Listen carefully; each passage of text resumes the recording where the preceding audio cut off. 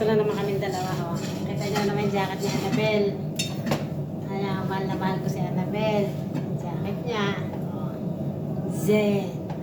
Shein daw to. Shein. Pag-cake tayo kasi yung mga julaga niya.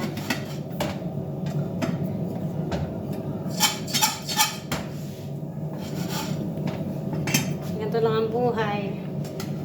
Kasi isang araw na lang Ramadan na. Mapapagod na si Annabel. Kasi tutulungan niya ako. Grabe ang payat ko na. Diyos ko, paano pa ang buhay ni Bong? Si Annabel. Basta nagluto, dalawa talaga kami. Parang kaya na nga namin kaharap ang amo eh. Parang minsan ayaw niya na rin kami kaharap. Basta pag-aari ko itong kusina, pero mas pag-aari niya na ngayon.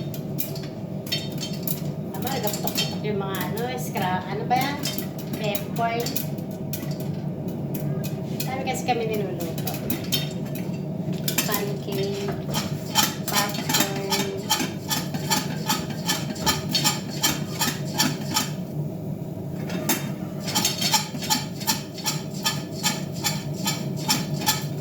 Yung mga paggagaling nga na alam mo yung gaganunin niya pa, oh. Eh, shake you.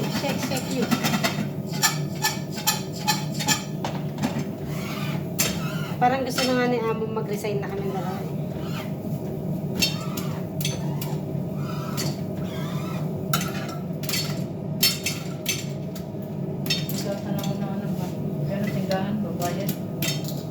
Nung gabi kasi, dami mong magsalita ka kasi, 1 time 50 eh.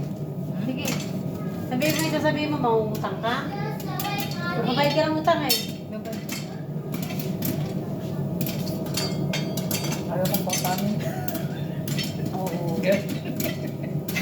Ayaw siya pautangan sa tindahan kasi hindi siya nagbayad. Papukulong nga ako nung. Sabi niya yung katulong, tsaka yung amo hindi nagbabayad. Buti na lang nagbayad ako. Sawahin ko lang yun.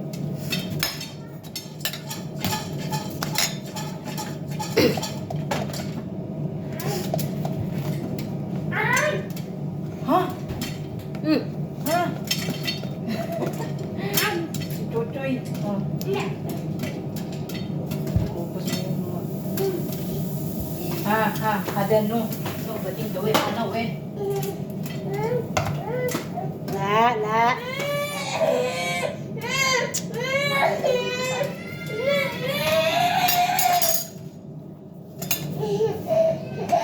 Yung alaga kasi namin, yung gusto nun, yung pangwalis na maliit.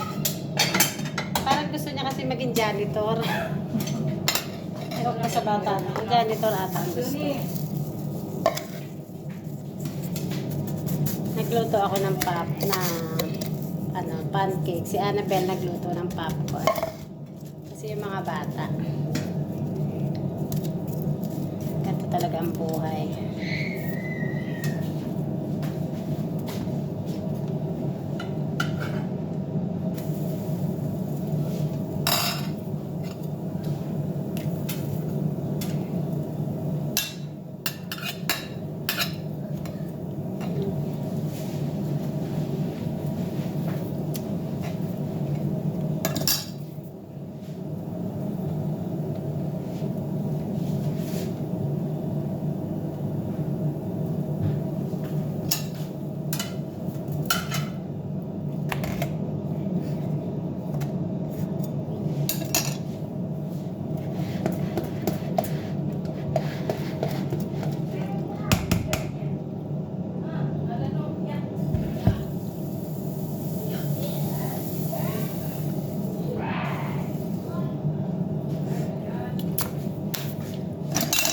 Ganito lang ang buhay.